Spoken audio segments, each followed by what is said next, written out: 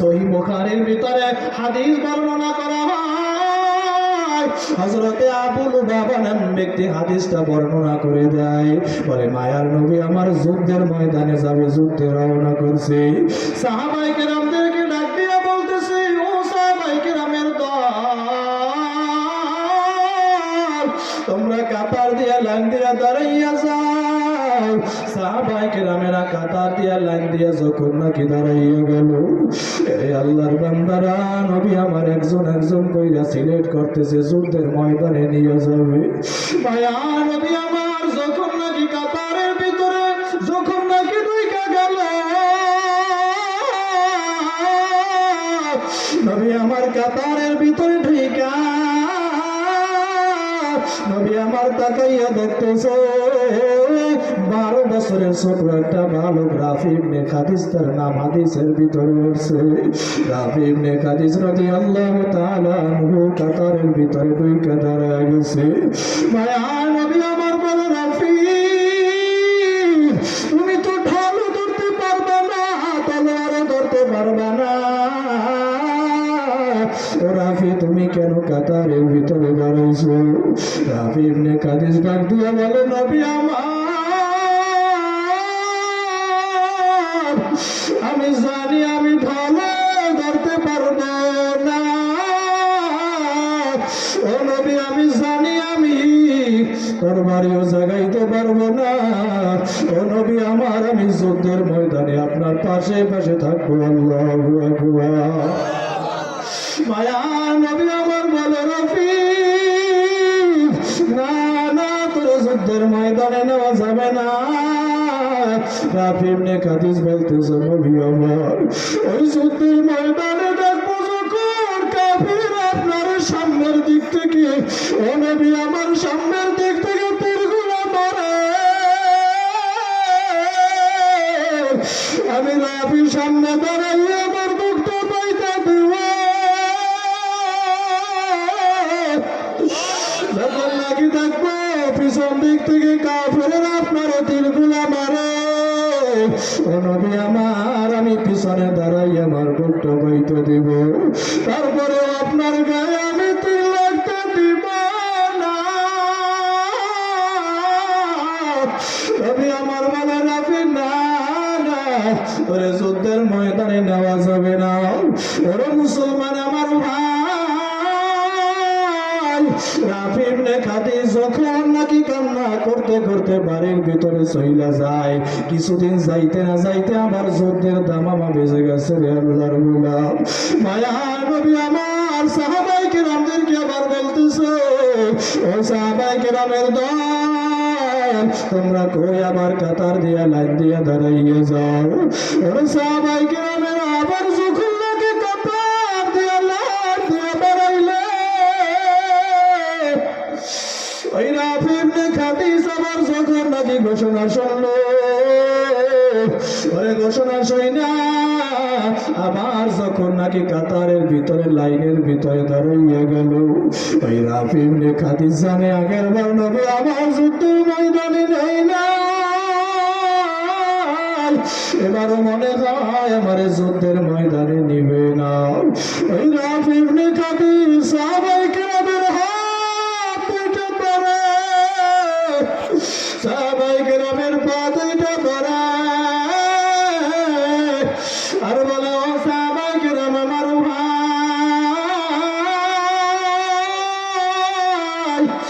আমার নবীর একটু বুঝাও, আমার যেন যুদ্ধের ময়দানে নিয়ে যায়। আর সাহাবায়ে কেরামেরা বলে, রফি আমাদের বড় ভয় লাগে, আমরা নবীরে কিছু বলতে পারবো না। বারবার বলার পরে যখন নবী আমার যখন নাকি রাফির সামনে আইসা দাঁড়াইল, ওরে রাফি ইবনে খাদিজ একটা লাফ দিয়া আমার নবীর পা দুইটা জড়াইয়া পড়লো, পা দুইটা জড়া দিয়ে বলে, ইয়া রাসূলুল্লাহ, ইয়া হাবিবাল্লাহ, আজকে আমি আমার মায়ের কাছ থেকে বিদায় নিয়ে আসছি, আজকে আমি আমার বাবার কাছ থেকে বিদায় নিয়ে আসছি বলে নবী, আজকে যদি আপনি আমার যুদ্ধের ময়দানে না নেন, ও নবী আমার, আমি আজকে আর বাড়িতে ফিরিয়া যাব না গো নবী আমার। আরে হাদিসের ভিতরে আবু লুবাবা নামে ব্যক্তি হাদিসটা ঘটনাটা বর্ণনা করে দিয়ে বলে, ওই রাফি ইবনে খাদিজা আমার নবীর পায়ে এমন ভাবে জড়াইয়া কান্না শুরু করিয়া দিল, ওই মায়ার নবী আমার সহ্য করতে পারে নাই।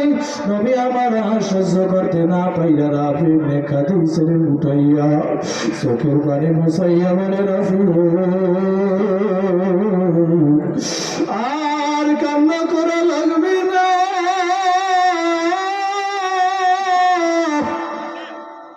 নবী আমার রাফির হাতে একটা তলোয়ার দিয়া রাফির ঘোড়ার উপরে নবী আমার উঠাইয়া বলে, রাফি যা যা যুদ্ধের ময়দানে নাই না যা। এরে আল্লাহর বান্দারা, রাফি ইবনে খাদিজ যখন নাকি যুদ্ধের ময়দানে নাই না গেল রে ভাই, যুদ্ধের ময়দানে রাফি ইবনে খাদিজ যখন নাকি নামলো, মনে হয় জানো রাফির তরবারির ভিতরে আগুন লেগে গেছে। আল্লাহু আকবার। শয়তান আইছে কোন আইছে আম্মু বয়ান শুরু হয়েছে, ডিস্টার্ব করতে এসেছে হয়তো বয়ান শোনার একটু বাড়ি যাও। মুসলমান আল্লাহর গোলাম রাফি ইবনে খাদিজ যখন নাকি যুদ্ধের ময়দানে নাইমা গেল, এই আল্লাহর বান্দারা মনে হয় যেন রাফির তরবারির ভিতরে আগুন ধরে গেছে। ওরে রাফি ইবনে খাদিজ যুদ্ধের ময়দানে নাইমা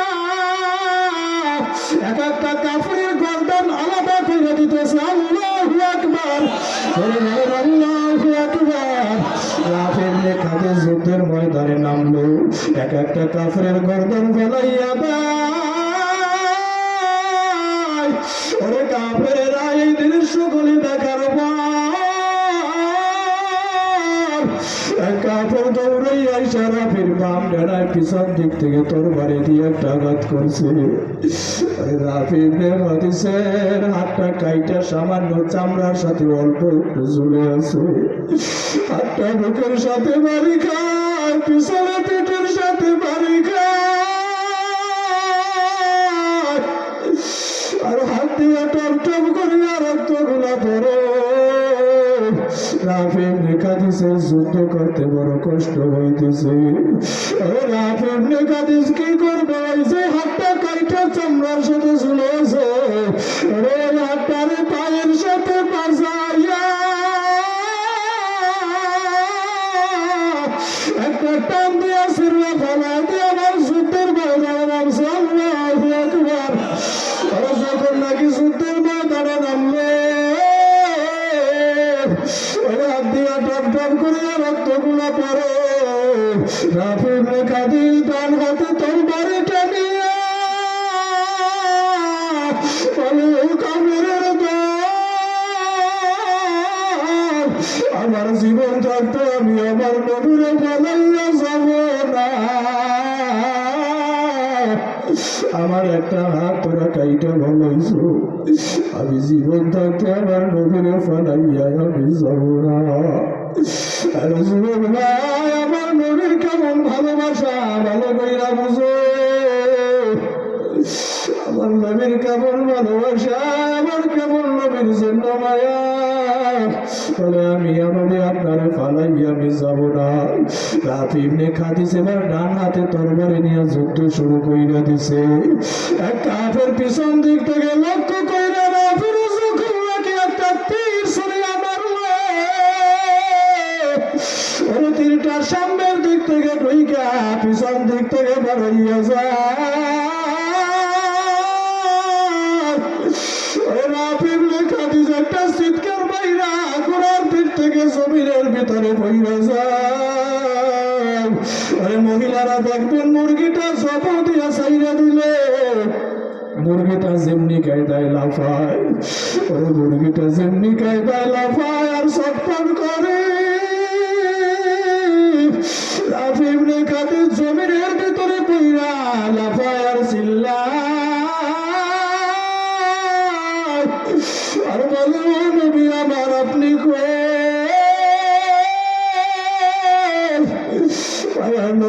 আমার ডানে তাকায়, নবী আমার বামে তাকায়, তাকে কোথাও না ফিরে দেখা যায় না।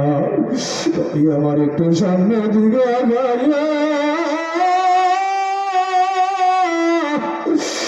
আল্লাহর বান্দারা, নবী আমার দেখে রাফি ইবনে খাদিজ গলা কাটা মুরগির মতো ছটফট করে আল্লাহ পায়ার নবী আমার দৌড়াইয়া যাইয়া রাফির বুকের ভিতরে জড়াইয়া না, আরে নবী আমার রাফির কোলের ভিতরে জড়াইয়া, আরে রাফিরে তুমি না বলছিলাম যুদ্ধের ময়দানে আসা লাগবে না, কেন আজকে যুদ্ধের ময়দানে আসছো? আজকে তো তোর এই অবস্থা হইতো না। আরে হাদিসের ভিতরে আবুল উমামা নামে ব্যক্তি হাদিসটা বর্ণনা করে দিয়ে বলে, মায়ার নবী আমার তার হাঁটুটা বালুর উপরে এভাবে রাইখা, আরে আরে এর উপরে রাফি ইবনে খাদিজের মাথাটাতে রাফিরে শোয়াইয়া, আরে নবী আমার রাফির মাথা মুছা দেয়, বলে রাফি রে তুই কেন যুদ্ধের ময়দানে আসছো? রাফি ইবনে খাদিজ 12 বছর বয়স, কি বা বুঝে? রাফি ইবনে খাদিজ যুবক কি জবাব দেয় শুনে, বলে নবী আমার আজকে যদি আমি এই যুদ্ধের ময়দানে না আসতাম, আর যদি আমার এই কলিজার ভিতরে বুকের ভিতরে তীর না ঢুকতো, ও নবী আমার আজকে তো আপনি আপনার এই দামি করে আমার সরাইতেন না। আল্লাহু আকবার। ও নবী আমার আপনার দামি করে তো আমি সরতে পারতাম না, আপনার এই কোলে সবাইয়া আমার তো আদর করতেন না গো নবী আমার কবল কত ভালো, আমি আপনার এই কোলের ভিতরে সরতে পেরেছি কারণ আপনি এত দামি। নবী আমার রাফির কথা কইলে শুই না, নবীর আমার চোখ থেকে টপ টপ করিয়া পানিগুলো গড়াইয়া গড়াইয়া রাফির চেহারায় পড়ে, নবী আমার রাফির চেহারার পানিগুলো মুছাইয়া রাফি ইবনে খাদিজের দুই হাতে আমার উপরে জাগাইয়া,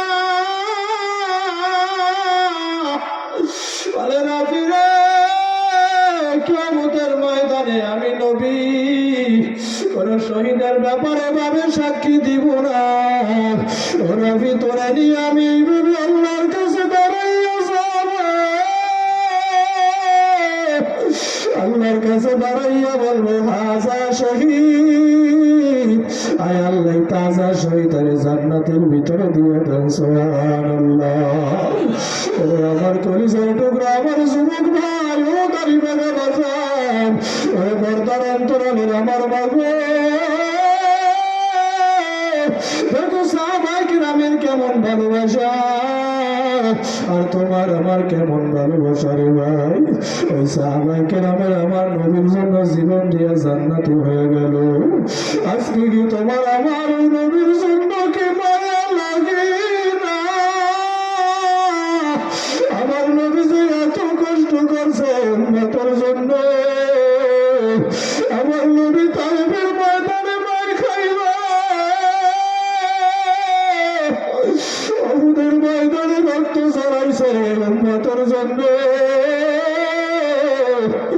আরে কাফেরেরা উহুদের ময়দানে আমার নবীর তীরগুলো যখন নাকি মারতেছিল, ওই তীরগুলো এসে আমার নবীর মাথার হেলমেটের ভিতরে পড়িয়া, হেলমেটের কয়লা আমার নবীর মাথার ভিতরে ঢুকে যায়, আমার নবী বেহুশ হইয়া পড়িয়া যায়। আরে সাহাবায়ে কেরামেরা দৌড়ে আমার নবীর কাছে আসলে, সাহাবায়ে কেরামেরা কান্নাকাটি করে আর চিল্লায়, নবী আমার হুশ আমার ভয়, নবী আমার টাকা থেকে চতুর্পাশে সাহাবায়ে কেরামেরা বৈশা গেছে, কেমন মায়ার নবী আমার হুশ হইয়া বলতেছে, ও সাহাবীরা তোমরা আমার পাশে বৈশা রইছো, না জানি ওইদিকে কাফেররা আমার সাহাবায়ে কেরামদেরকে মারে, আমার পাশে বসে রয়েছে সাহাবাইকে আমরা বলে ইয়া রাসূলুল্লাহ ইয়া হাবিবাল্লাহ আমরা আপনারে ফালাইয়া কোথাও যাব না নবী আমার বলে আল্লাহর কসম সাহাবাইকে আমরা তোমরা যাও যাও যাও আমার সাহাবাইকে আমাদের কাছে যাও জানি ওইদিকে আমার সাহাবাইকে আমাদেরকে কাফেরেরা মাইরা ফেলায় বারবার বলার পরে নবী আমার যখন নাকি সাহাবাইকে রামেরা চইলা গেল আমার নবীর একা পাইয়া আমার যখন নাকি কাফেরেরা তীরগুলো মারতেছিল আমার নবীর প্রিয় সাহাবী তলহা রাদিয়াল্লাহু তাআলা আমার নবীর সামনে এসে দাঁড়াইয়া যায় আরে সেই দিক থেকে ওই কাফেরেরা তীরগুলা মারে তলহা ওই দিকে শরীরটারে ঘুরাইয়া দেয় ওই দিন একটা আর দুইটা নয় ওই দিন 70টা তীর রাফির শরীরের ভিতরে ঢুকছিল ওই 70টা তীর রাফির শরীরের ভিতরে ওই তলহা ওই দিন 70টা তীর তলহা শরীরের ভিতরে নিয়া ওই পাহাড়ের উঁচু টিলার উপরে উঠে গেছে কেমন ছিল আমার নবীর ভালোবাসা মানুষ একটা তীরের আঘাতে সইতে পারে না ওই দিন তলহা 70টা তীর কেমনে ওই পাহাড়ের উঁচু টিলায় উঠল আমার নবীরা কাঁধে কইরা ওই পাহাড়ের টিলায় তলহা উঠে গেল আল্লাহর বান্দারা মাঝে মাঝে আমার নবী মসজিদে নববী থেকে নাম তো জোরে হাউমাউ কইলে কান্না কইরা দিত সাহাবায়ে কেরাম বলে ইয়া রাসূলুল্লাহ আপনি কেন কান্না করেন বুঝলাম না সাহাবায়ে কেরাম বলতো আমার তলহার কথা যখন নাকি আমার মনে হয় সাহাবায়ে কেরামের আমি আর আমার চোখের পানি রাখতে পারি না ওরে আল্লাহর বান্দারা ও যুবক ভাইরা আমার কলিজার টুকরো যুবক ওই নবী এত কষ্ট করলো দিনের জন্য ওরে মা আজকে কার মায়ের পড়ছে আমার নবীরে ভুইলা গেছে ওই কাফেরেরা যে আমার নবীরে এত মারলো আমার নবীরে এত কষ্ট দিল আমার নবী তারপরেও দিনের দাওয়াত দেওয়া চায় নাই পেটে পাথর বাইদা উম্মতের জন্য দিনের দাওয়াত গুলো দিছে আমার নবী যখন নাকি ওই নামাজের সিজদায় যাইতো রে আল্লাহর বান্দারা ওই কাফেরেরা আমার নবীর পিঠের উপরে উঠে নারী ভুড়ি গুলা চাপাইয়া দিত আমার নবী আমার সিজদা থেকে উঠতে পারে না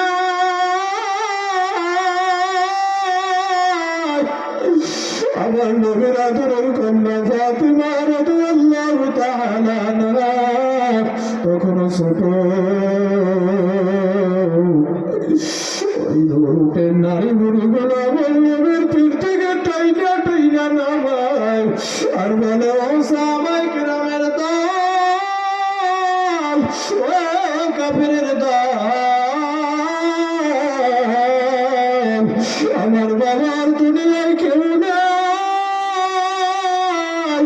আমার বাবার মা নাই আমার বাবার আব্বা নাই আমার বাবার তোরার মানুষ আমার বাবার এই দুনিয়ায় কেউ নাই তোর নবী আমার দুনিয়ায় মা নাই বাবা নাই এই মজলিসে কত মানুষ বৈশাখ আছে কারবার আমার নবীর মতো আমার নবী এদিন পাইলে মাথায় হাত বুলাইয়া দিত রে ভাই আজকে ঘরের ভিতরে কত এতিমেরা বৈশাখ আছে কার জানো মা নাই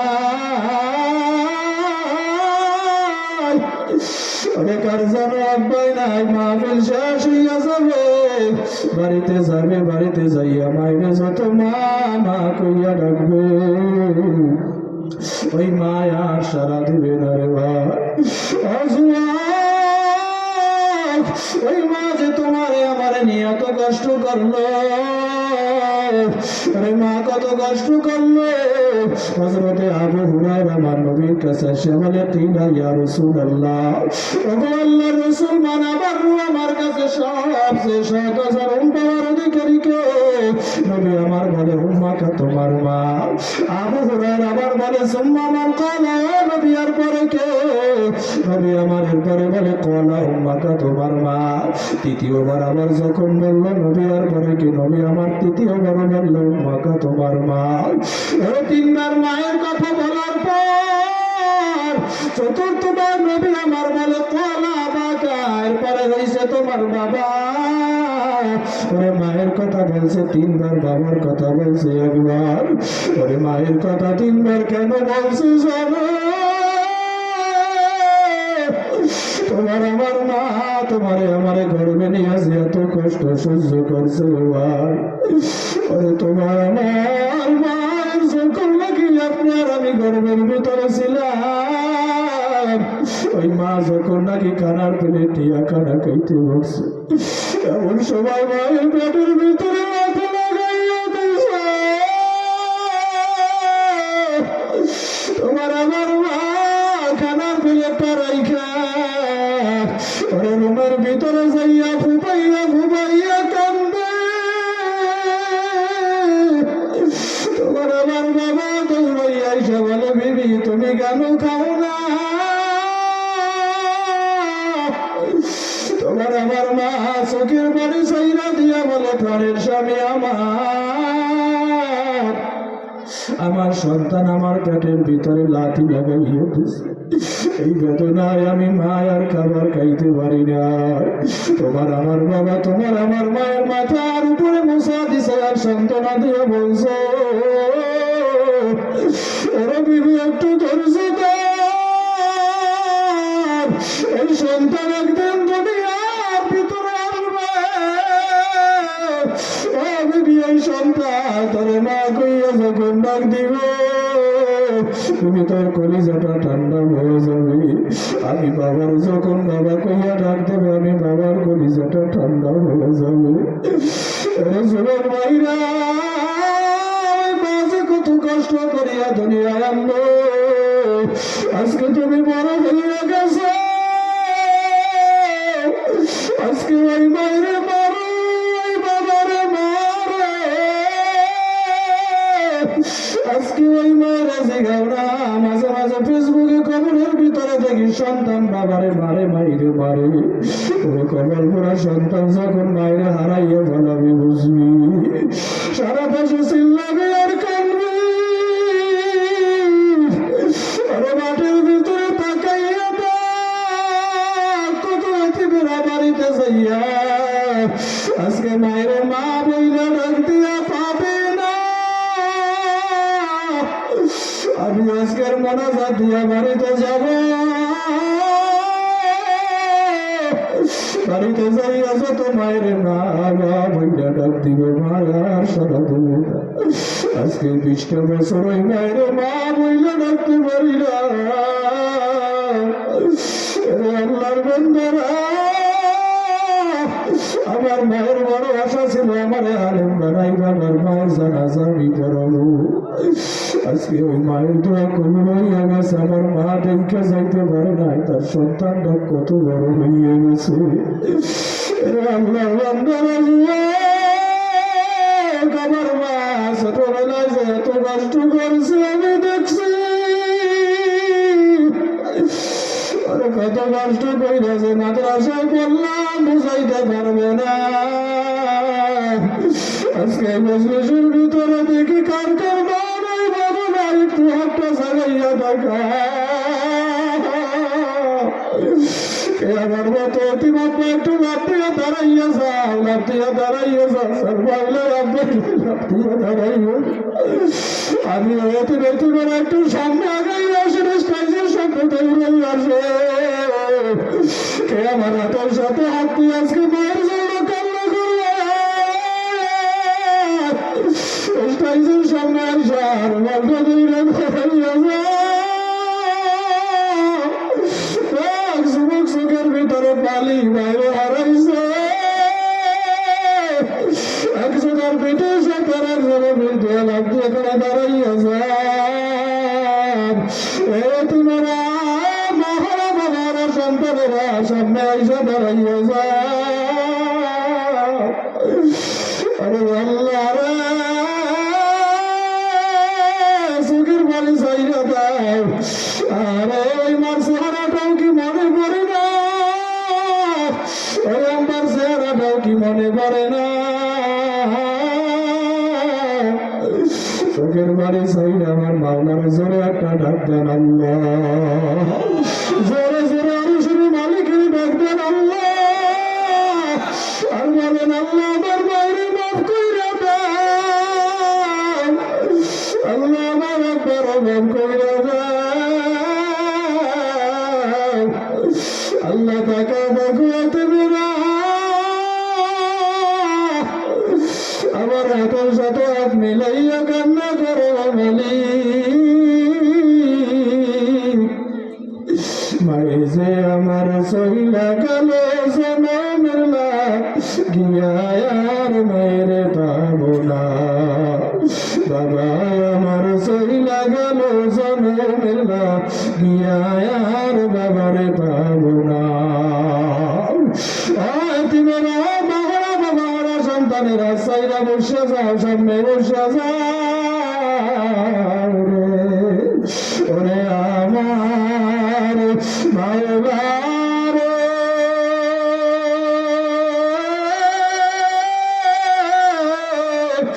আরে আমার মাবুদ কোথায় গেলে পাইব ভালো তোমারে ওরে আমার মাওলার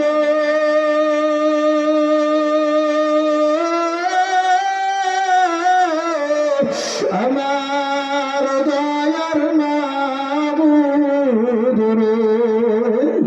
কোথায় গেলে পাইব ভালো তোমারে ও যুবক ভাইরা ও দাড়ি বেটা বাজানেরা ও পর্দার আলে মা বোনেরা আর রসুলের আদর্শ সর্বনা আমার নবীর জীবন দিয়া ভালোবাসবো আর নামাজ পারবো না মায়ের সাথে বেদমি করবো না বাবার সাথে বেদমি করবো না অন্তরটা যদি ভালো হয় দুটো হাত আমার মাওলারে দেখা দাও নারায় তাকবীর হাতে লড়া দাও হাতে লড়া দাও আয় আল্লাহ আপনার বান্দারা আর রসুলের আদর্শ ছাড়বে না আর নামাজ ছাড়বে না আয় আল্লাহ আপনার রসুলের জীবন দিয়ে ভালোবাসবে মায়ের সাথে বেয়াদবি করবে না বাবার সাথে বেয়াদবি করবে না আল্লাহ সব হাত গুনাহ কবুল আর মঞ্জুর করে আমিন যতটুকু আলোচনা করলাম